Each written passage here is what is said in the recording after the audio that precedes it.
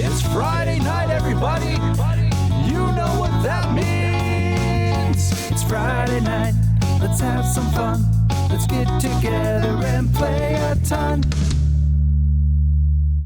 I'm Matt. And I'm Jon. And we're Friday Night Games. Ask Us Anything. We are two board game enthusiasts who want to immerse you into our love of the hobby by bringing you board game content every Friday. We create for several platforms including Twitch, Twitter, Instagram, and YouTube. And today's show, we are going to answer all the burning questions we made you ask us via our social media. We're going to take a deep dive look into the lives of Friday Night Games, and we want to send out a huge thank you to everyone who helped make this episode possible.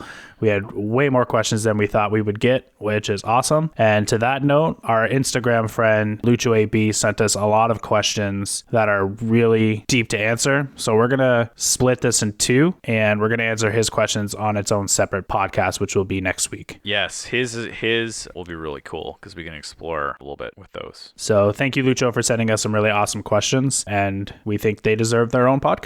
Yeah, sweet. So let's get down. Let's do this. Let's do it. Let's dive right in. All right. So we asked on our Instagram and Twitter for everyone to ask us questions and, put it in the comments and then our DMs. And our first question is from our Twitter friend. Hold on. Before we start, my wife was getting really worried on Twitter. Okay. She was like, "Oh, you only have like one response." I'm like, "Yeah, well, Twitter, people just like looking at our pictures. I don't know how much they care about us, but you had a ton on Instagram." Yeah, so that was fun. Yeah, so that's good. Okay, so the first one is from JB Feast on Twitter, and that is, what are your favorite two-player games? So I have, I think, two. Okay. And my favorite of the two would probably, I don't know if it's more of an emotional attachment to it, but the game Fox and the Forest Duet. Mm-hmm. So it's kind of like a sequel to the Fox and the Forest. It's a trick-taking game. But in this game, you are working with your partner to play tricks like you normally would, like in like Euchre or in the Fox and the Forest game. Except there's a piece in the middle of the board that you want to move between the forest spaces to collect gems, but you don't want to move too far off the forest or else you get lost and you lose spaces to move. So it's a game that my wife and I play a lot together. So I think it's a really good emotional attachment for me. And when I went to the board game store, I had my youngest kid with me, and I had both Fox and the Forest and Fox and the Forest Duet, and I chose which Fox one I brought home. Yeah, and I chose Fox and the Forest Duet. Yes. I'm like, Dad. You were a lot heavier than I thought you would be. Yeah, thanks for picking me up, Dad. You're the best. I don't know how you got me on your shoulders that day, but man, that was great. Nah. And the second game I really enjoy is Duelosaur Island by Panasaurus Games, the two-player version of Dinosaur Island. Yeah, I really like Duelosaur Island because it's like Dinosaur Island, but it's quicker.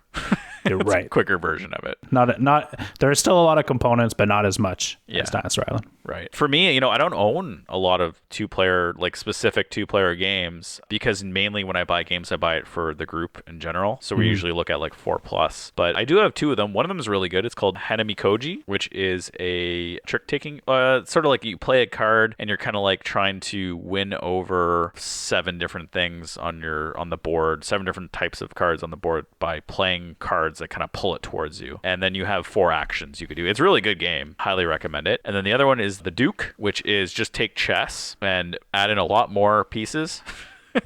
As you move a piece across the board, it flips and then has a totally different move set, which is really cool. And then I have a bunch of honorable mentions, which aren't specifically two-player games, but we play a lot of these 2 players. And one is Villainous. I think it actually plays better with 2 players. Wingspan. I agree. Oh, do you really? Yeah. Wingspan, which plays better with 2 players because it's a shorter game. The more people you introduce, you're adding like an hour to 45 minutes per player. And then the final one is actually Root, 2 players versus a computer player, which is really cool. I had a lot of fun doing that version of Root. Yeah, when we played Root together, the one time it was just you and I liked it a lot better than the game that we played with everybody. Mind you, we played it right the second time.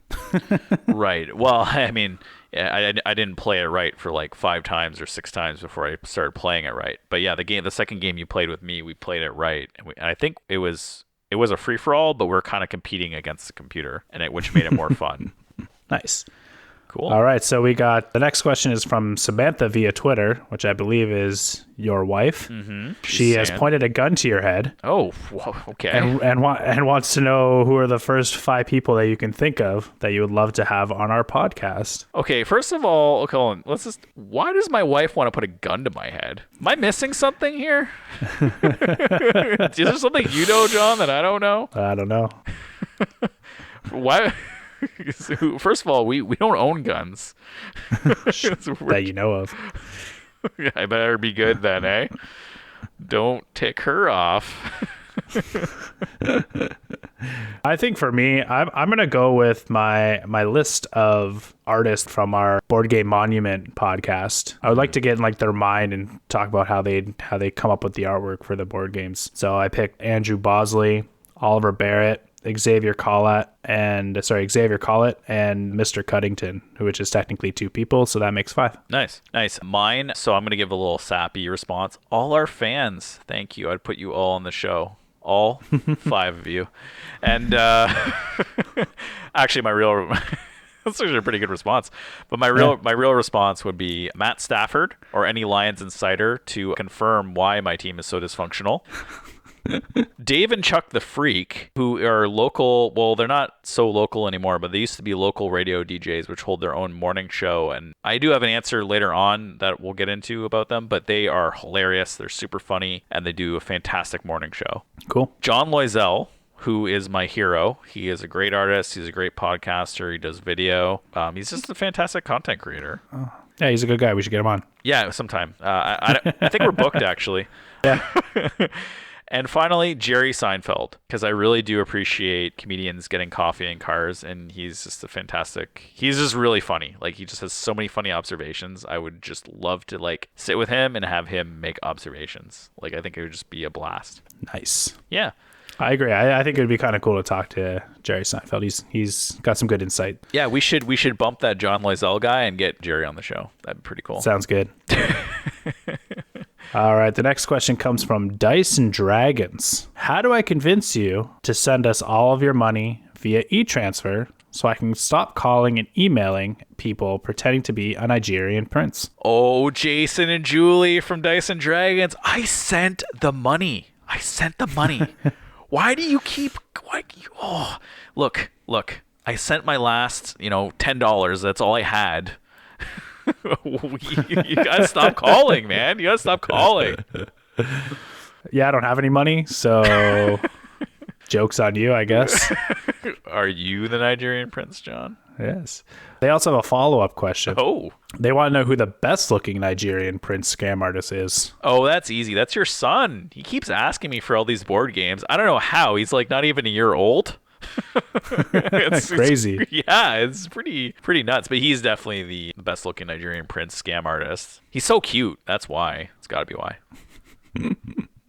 They must be in like cahoots with your wife. Oh, that's where my wife got the gun. Oh, it all makes sense now. It all makes sense. So my wife, so all 3 of you are taking my money. There you go. Makes sense. I want in on that action. Yeah, exactly. They also have an actual question. Cool. They want to know which one of us is the worst loser.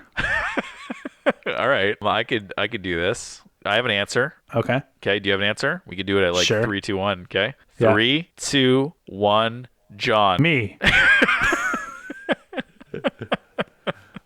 I don't know why. You don't know why you're the worst loser? No. I don't know. Like when we play games, you're not a bad loser. I don't think I'm a bad loser either. No. I think would Bill be the worst loser of our group? Probably, eh? Maybe. See, I think with you and I, like when we play games, we're not playing it to win. I mean, we are playing it to win, but I feel like we're playing it more for like experience and how everything works and how all the mechanics and components work together. So we're trying to like more analyze the game more. Yeah, we're definitely play it competitively. We're definitely analyzing. I feel like you play it more competitive than I play it. I feel like I'm not as competitive with it, but I do want to win. Like I do want to do well, but if I lose, I don't care. Yeah. I think I do remember when we played Jaws, you were pretty upset when you lost. Well, that's because that game was bullcrap. Well, it's a bunch of nonsense. You were so angry. You were I was so angry. and I'm like, I'm like, I've actually never seen this of Jon before. It was a surprise. So there you go. You're the worst loser. Mad. Because of Jaws. Because of Jaws, you're the worst loser. All right. So Emotional Cyborg. Thanks again, Emotional Cyborg, for rocking out on our Twitch streams all the time. We really appreciate it. We really do. She wants to know, if we didn't play board games, what would you do? Well, my wife has this never-ending website work that I'm always doing. Does that count? Yep. I think, honestly, I'd be playing a lot more video game RPGs that I missed. So, like, I'd be playing a lot more, like, Witcher, Baldur's Gate, maybe even, like, an MMO. I used to play a lot of World of Warcraft, so maybe like a newer one, like Final Fantasy 14, maybe World of Warcraft. I think that's probably what I play. Or another game. You know, I play a lot of Hearthstone, so that counts. Maybe I play a little bit less of that or something else. And then this work has honestly opened up a lot of my knowledge to other things, like photography and video editing and editing of photos.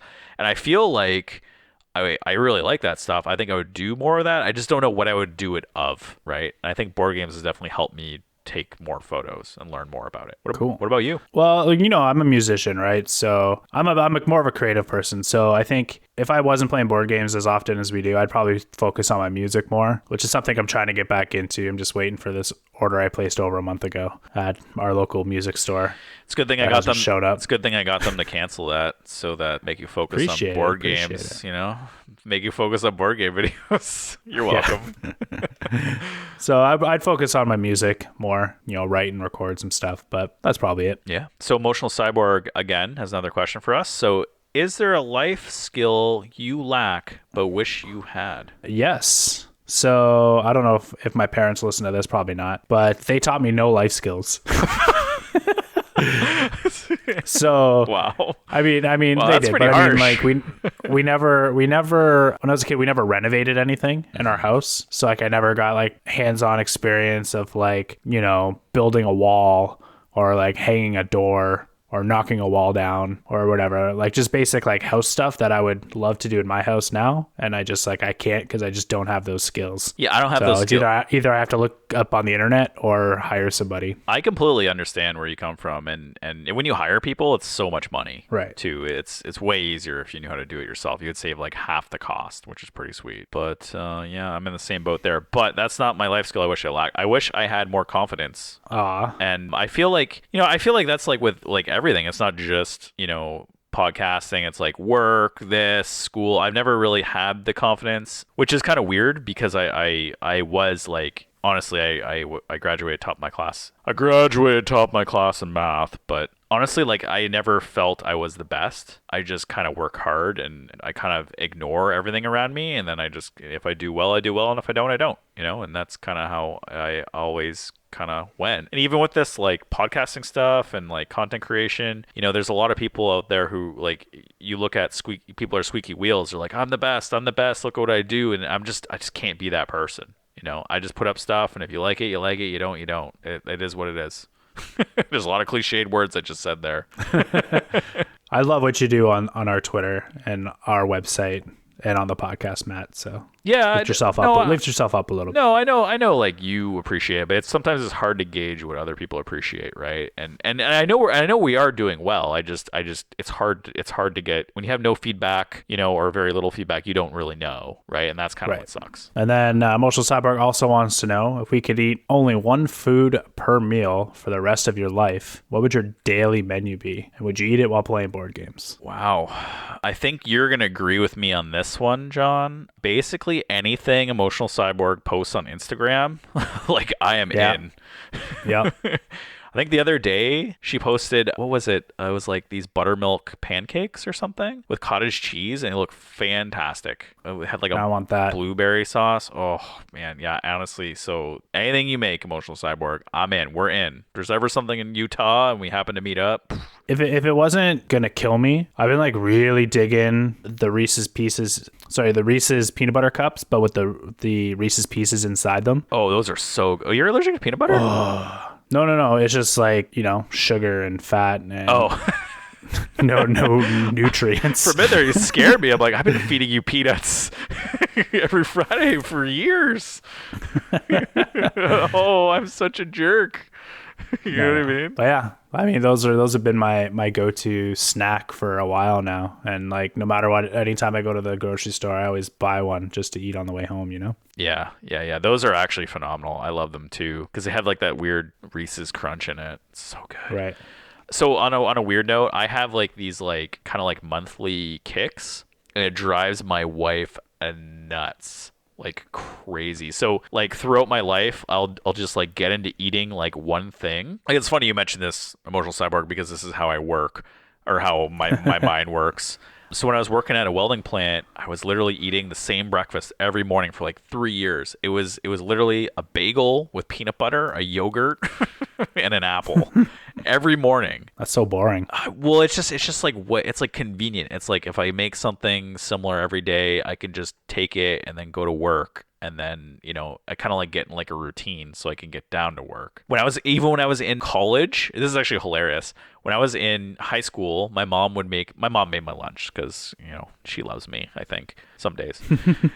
And she would make me this turkey sandwich with cheddar cheese on like a whole wheat Wonder Bread type thing. And she gave me a Nutri-Grain bar and an apple. And so I literally had this lunch like 4 times a week. Every week in high school for 4 years, 5 years actually. And then when I went to college, I'm like, mom, you don't need to make my lunch. I'll make it. And guess what? I made the exact same turkey sandwich with cheddar cheese on. I upgraded it a bit. I bought French baguettes. So I put on French baguettes with a little bit of tomato and lettuce. But again, Nutri-Grain bar and apple. And I ate that every day for lunch for 4 years. And if you don't believe me, you could ask my wife. She will confirm that because she used to eat lunch with me in college.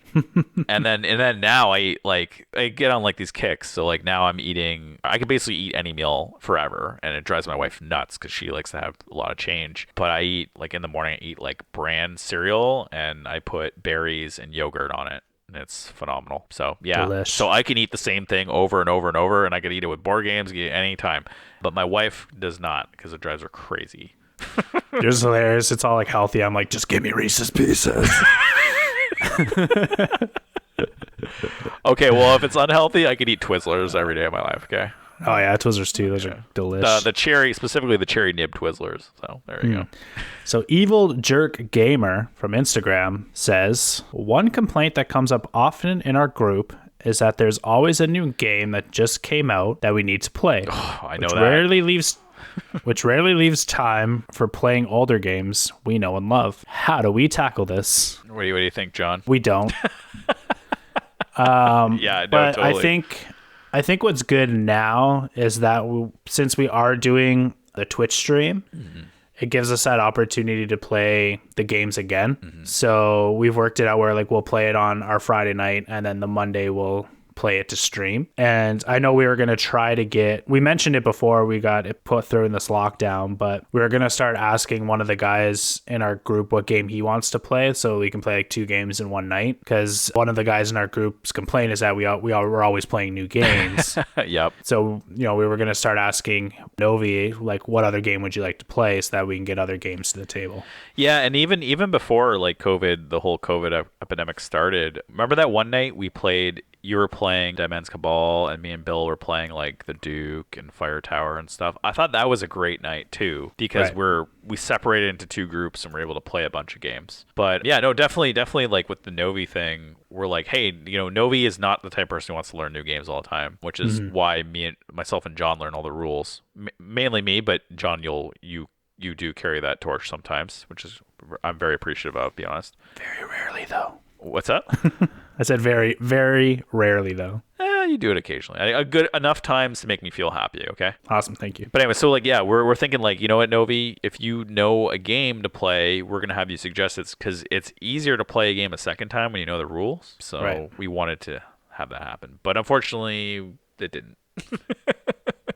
Also, another good thing is scheduling. Schedule. Like, hey, you buy a new game. Oh, yeah. So if, let's say there's 3 people in your group and each one buys a new game, make sure that you kind of like say like, hey, this is your week to choose the game and learn the rules and teach it to everybody. And then after, we're going to play a game we've already played. That's how I'd handle that, to be honest. Nice. I love it. Thanks. Matt from Instagram says... Matt, it's a good name. Yeah. Is John just Wil Wheaton with a name change?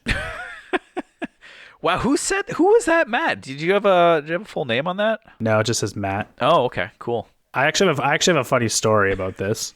Yeah, do it. So I went to the Detroit Comic-Con one year, and I was walking around, and I was in the like celebrity section where like you line up to get people's autographs. And I was walking around, and someone like stopped me, and they're like, "Oh, do you mind signing this for me?" And I was like, "What?" And he hands me like a picture, like a Star Trek Next Generation memorabilia. He's like, "You're Wil Wheaton, right?" And I was like, "No." You're like, should be like, yeah, $50. But I have a friend of mine thinks I look like Wil Wheaton, and he's always said that. So I think it's just funny. I mean, dude, we have similar features, I guess. If you shaved your face, you would actually look like Wil Wheaton. And I know your wife never wants you to shave your face, but honestly, you look young, and you basically could be Wil Wheaton. You might actually be Are you Wil Wheaton? I might be. Let's be truthful here. No, I think it's just funny though. But I know, didn't Alex say something? He did, yeah. So funny about it. This actually. So the Matt is me. If you didn't figure it out, we made a funny joke about who could play us in a movie, right? Isn't that what we did there? Right. And that's kind of where that came from. All right. So Alex from Brick-a-Brac Games commented that this would be a great spy thriller, Total Recall story, where Wil Wheaton goes into witness protection and he assumes the identity of me, John, a mild-mannered, good-natured Canadian.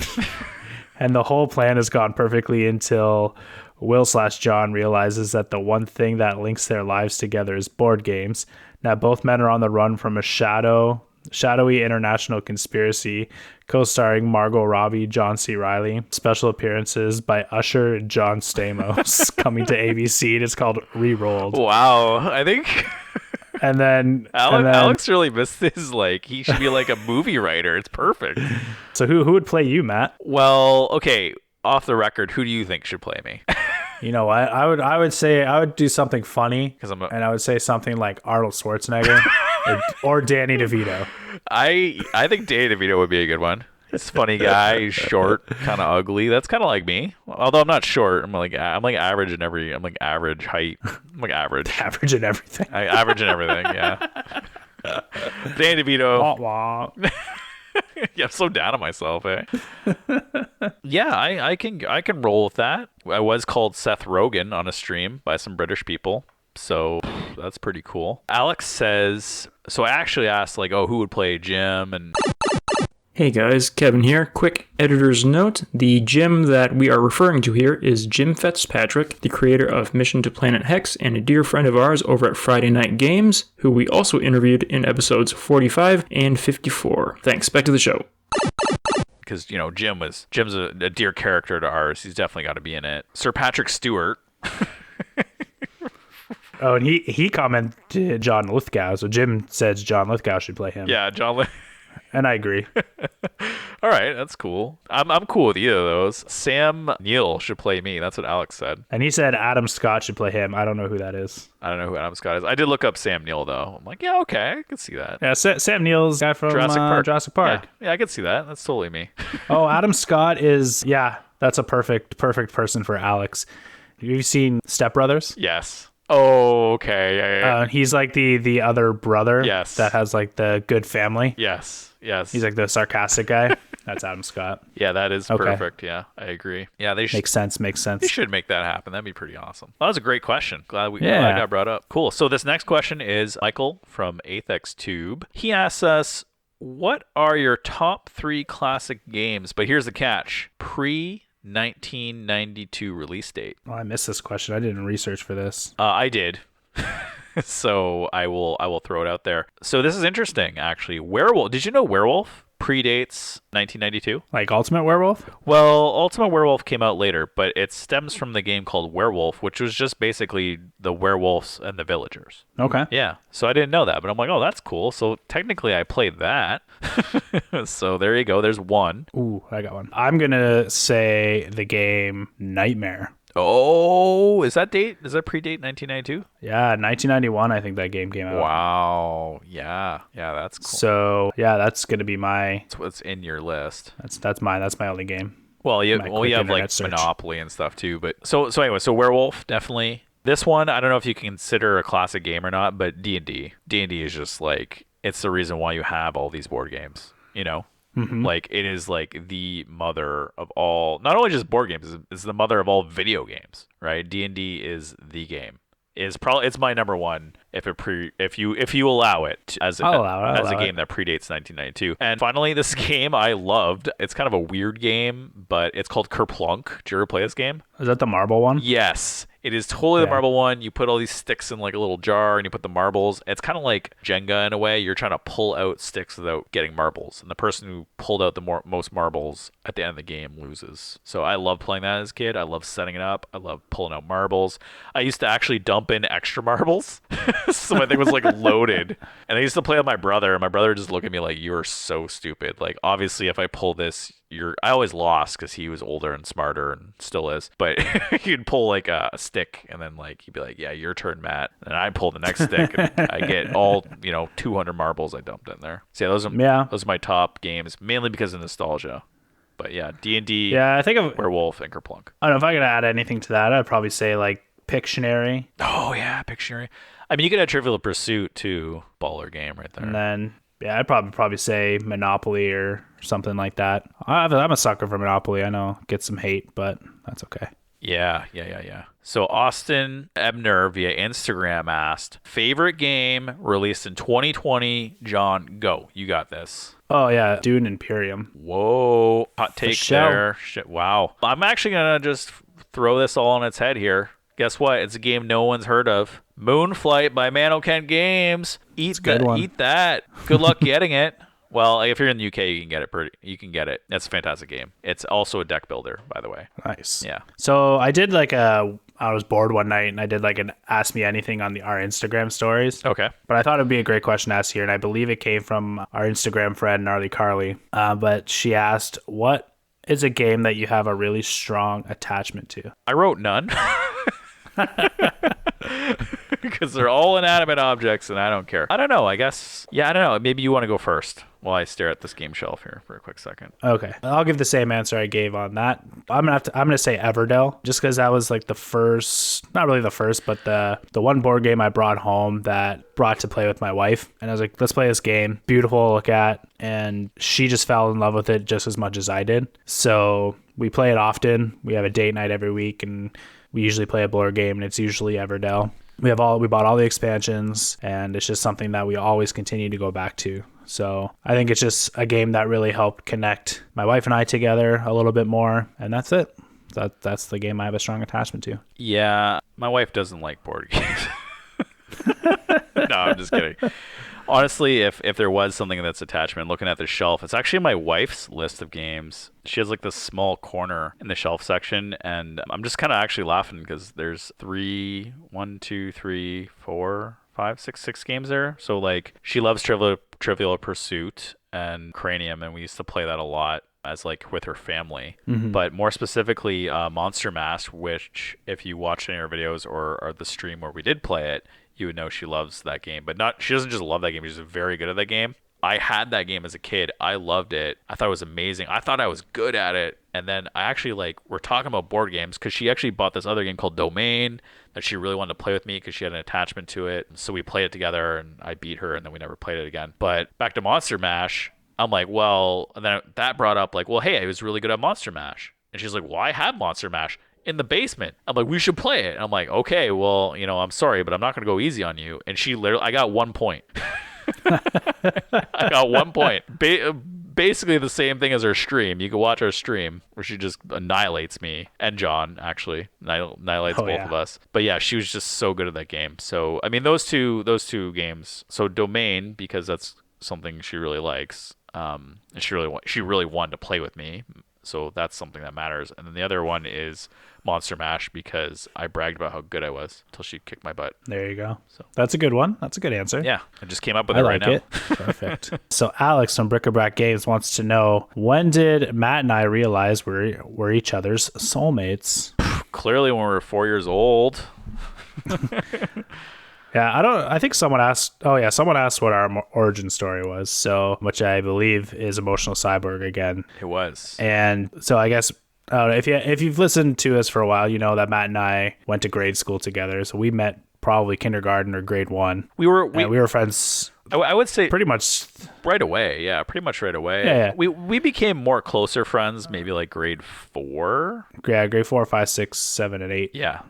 Right. Yeah. But we lost contact a little bit through high school. So we went to separate high schools and then saw each other here and there, ran into each other. But then when I moved back home from after getting married, living out of town, I got invited to a friend's birthday party and you were there. And we just you invited me to game night, and that's how we're doing this now. Yeah. Yeah. So like for me, we've always gotten along really well. Yeah. Several years we've actually, now that I think about it, like 4, 5, 6, 7, and 8, I think we had desks next to each other almost every year. Probably. And honestly, well, it makes sense because our last names are L and M, right? Yes. So they usually did everything alphabetical.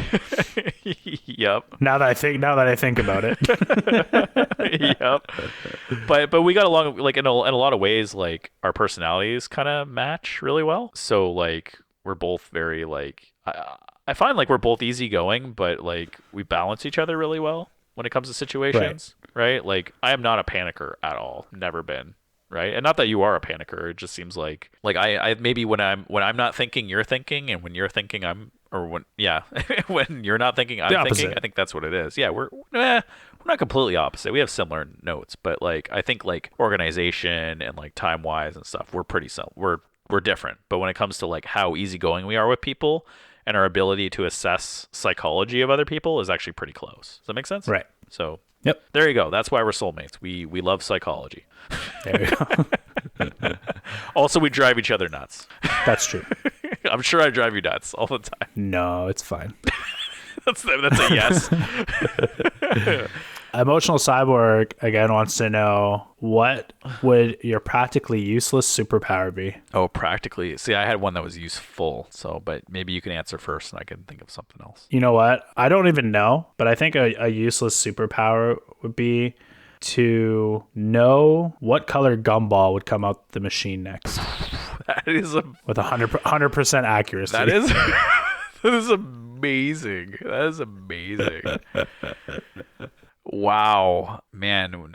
Now I'm on the spot. I think mine would be the ability to identify chicken by smell in anything. Okay. And why? Because I really like chicken. Okay. So it's useless because most people are not allergic to chicken. Right? Emotional Cyborg also wants to know what our favorite joke is and if we eat poutine. Right. And I hope we answered the origin story thing. We did. Well, I mean, origin story of like our podcast was that we were trying to make a board game and we didn't. And then, we did. And then that led into too much work that no one else wanted to do. But me and you really liked the podcasting / social media / Yeah, we were designing a board. So Friday Night Game podcast came out of the idea of a board game that we created, and in order to get to know the design process of board games, we decided we were going to review indie board games that we would find on like Board Game Geek to kind of prepare ourselves to do bigger, better things, right? So right. And we really just got into the podcast and then like reviewing games that we just sort of stuck with it and then said screw it with the game, because the other people just didn't want to put the work into it. So this is what Matt and I focused on, and it's just working out well for us. Yeah. And I really like doing what we're doing, and I like entertaining people. So yeah, you all win. You're welcome. What's your favorite joke, Matt? What is a pirate's favorite letter? I don't know. Oh, come on. Guess. No, you got to say it. No, you have to guess one, and then I say it. K. No. Come on, think about it. What's a pirate's favorite letter? J. No. Come on. I just want you to say it. We gotta say the right one first, though. Oh, R. No, it's the C. Oh. Did you get it? And then so dumb. And then if someone says the C, you say R. See? It's a great joke. I'm telling you. My favorite joke, I don't know if it's my favorite joke, but is what is Bruce Lee's favorite drink? I don't know. Water. Wow, that's pretty good actually. I'm gonna give you that one. That's pretty good. I don't know. I mean, you're a dad. You better get more jokes in there. Yeah, I think dad jokes are more just like statements that are supposed to be funny and are not. So puns. Dad puns. jokes are puns. Dad puns. Dad puns. Got it. And that leads us to this next question, which you did answer on the stream earlier. Right. Do you eat poutine? Yes. Oh man, And I've been craving it so much lately too. Emotional sidebar, you are the best because I actually want poutine now. Now that you say this. And we were talking about it, and Emotional Cyborg was telling us that she had like fresh cheese curds she can get. And I'm like, that is amazing. If you don't know, poutine is basically French fry. No, it is French fries, gravy, and cheese curds. And it is it's so good. And I will answer this question that the same way I answered on the stream. That I went to this restaurant in Montreal and I got this poutine called the T-Rex. Nice. And actually, I'm gonna see if I can find the recipe for it. Sure. Montreal poutine. It's like a jingle. You put T-Rex. 10 hot dogs together in a blender. Then you mix in hamburger meat, right? Yeah, it's at a restaurant called La Banquise. Oh. In Montreal, and they have a poutine called La T-Rex. So it's regular poutine, but it's got ground beef, pepperoni, bacon, and hot dog sausage on it. But it's like literally just a pile of meat on some French fries. I can't even find it on their menu. Their menu has so much poutine. This is amazing. Yeah, it's like it's in like the second part of the menu. Oh, there's like two sizes too, regular and large. I got the large because I was all about it. Wow. But it was so good. That sounds crazy. Ground beef, pepperoni. It was like 3 meals for me. Wow. Oh, I'm sure. I had it for lunch, dinner, and like lunch the next day. On a cool note, I went to this thing called Poutine Fest in Windsor, and it was basically like a poutine bar. You just keep going up and getting poutine for like $20 per person for charity. It was so good. I must have had like 5 million calories in poutine that day. So good though. I'm gonna request poutine for dinner tomorrow. That's pretty. Yeah, there's some poutine restaurant. I don't know. Is that poutine restaurant still open? It must be. The Poutineery? Yeah, probably think so. Yeah. There used to be a really good one in a place called Bell River, and it was just like some like dive kind of diner. It was fantastic. It's fantastic. They had Montreal smoked meat poutine. It was the best poutine I've ever had. Wow, that was a really good question. You tell we're food people, eh? You tell we're Canadian. We care more about the poutine and the food than we do the board games, I think. So on that note, Saving Throw Studios asked us via Twitter, how many Monopoly games do you own? I think this question... I feel like he's throwing shade at us because I posted a picture of having board games at my parents' house still, and one of them is a Monopoly game. Hey, I love shade. And he's like, oh, Monopoly, but I love Monopoly. Hey, if we didn't have Monopoly, we wouldn't have anything. Right. So do you have any Monopoly games? I have 2 Monopoly games. The Monopoly Episode 1. Actually, I have 3. Regular Monopoly, because I had that one as a kid. These are actually all my parents. These are my parents' games. They're not even my games. But I'll count them anyway. Regular Monopoly, Monopoly 25th Anniversary Edition, or 50th Anniversary Edition. One of the anniversaries in the 90s. Maybe it was 100. I don't know. And then, so those 2, and then a Star Wars. There's like a Star Wars Episode 1 version we had. Dude, I think that one's like sought after. Check that out. We don't have it anymore. Oh, you don't have it? No, we lost it or something, or I sold it. I don't know. I was like, no one wants this crap. That's probably what everyone did. No one wants this crap. Yeah. So for me, I think I have regular Monopoly. Okay. I have a Disney Monopoly. 5. I have Monopoly Frozen 2 that we bought for our kid for Christmas. 6. And then I have Monopoly Breaking Bad and Monopoly Rick and Morty. 7, 8. And I guess we could throw in Monopoly Junior for my nieces. Yeah. So 9. Together we have 9 versions of Monopoly. That's not even that bad. Actually, when we were at one of our... Board Game Bill is having a birthday, and they invite over a friend, and the friend was like, found out we liked board games. The friend actually was like, oh, you guys like board games? We're like, yeah. She's like, what do you think of Monopoly? And I like thought it was like a joke, but this person actually collects all the Monopolies. She apparently has like over 100 Monopolies she collected. That's crazy. Yeah. It's like, and then you're kind of like, well, that's funny because, to us, board games are beyond Monopoly, but at the same time, it's like, that's actually kind of cool because, I'm sure a lot of those games are collector's editions, Yeah, for sure. And there's people who have like 2,000 plus versions Yeah, that's hanging around, right? They're crazy. collectors, so Yeah, and that's the thing. If you're a collector, maybe you're gonna get all of them. I mean, joke's on us, right? They're gonna have so many versions of it. They're probably gonna be worth more money.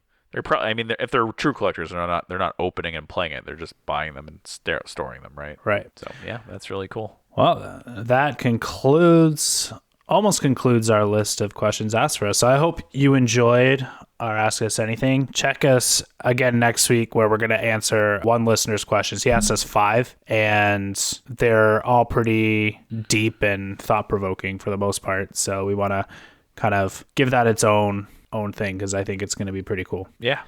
But I have one more question for you, Matt. Okay. Yeah. Shoot. So this was sent to us via Instagram message from our friend Board Game Review UK. Based off a phenomenon that has gone unsolved since the beginning of time. Okay. Well, let's solve it. And Board Game Review UK, he said that he thought long and hard about his question. He's thinking about all the nuances of board games, mechanic, designers, theme, but he really wants to know, where does your lap go when you stand up? Really? Yeah. Yes. Huh. Where does my lap go when I stand up? That's a good question. This has gone unsolved? It's gone unsolved. Well, I mean, it depends on the relativity of where you're looking. Like, if you're in a spaceship in outer space, your lap is still there. Okay. Right? If I'm on the right angle, you're laying down. Right? That's true. So your lap is always there. Your lap just folded. Or maybe your lap is just a perspective, right? What can I put? Could I mean, this is just philosophical. So when he wrote this question out, I don't know too much like British lingo, so I thought this was like a British lingo thing. Okay. And I was like looking online. I'm like, what does lap mean for people in Britain, for British people? And I couldn't find anything. I'm like, oh, I think this is like a literal question. Like, where does your actual lap go when you stand up? And then I was like, John, you're an idiot. But yeah, philosophical, man. Where does it go? I don't know. Where does my posture go? Am I laying? Am I sitting? Do I exist? Do I exist? That's where this is going. Does my body? Well, we all know this is a simulation, according to my 4-year-old. Well, then your 4-year-old knows more than me, because if this is all a simulation, then we don't even have laps, right? That's true. So there you go. We don't exist. This is all a simulation, and we're done. No, just kidding.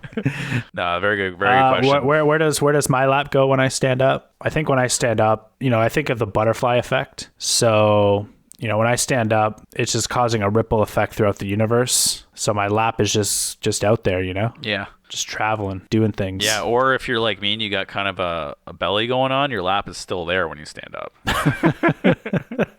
It doesn't actually leave. The normal people, maybe it does, but, me, it's still there. All right. We want to thank everyone who participated and sending us questions. We hope you enjoyed our Ask Us Anything, and come back next week and listen to our answers to Lucho AB's questions. So he gave us 5, and I think it'll be pretty interesting to talk about. So again, I'm John and Matt from Friday Night Games. If you like what you hear, don't forget to subscribe to all our things. Check us out on Instagram, Friday Night Games _official, Twitter at Friday Night GMS. Check out our website, FridayNight.Games, our Twitch stream, which we do every Monday at 8:30 p.m., twitch.tv/Friday Night GMS, and check out our YouTube channel. We got some new videos up there. And again, remember, it's Friday night. Let's have some fun.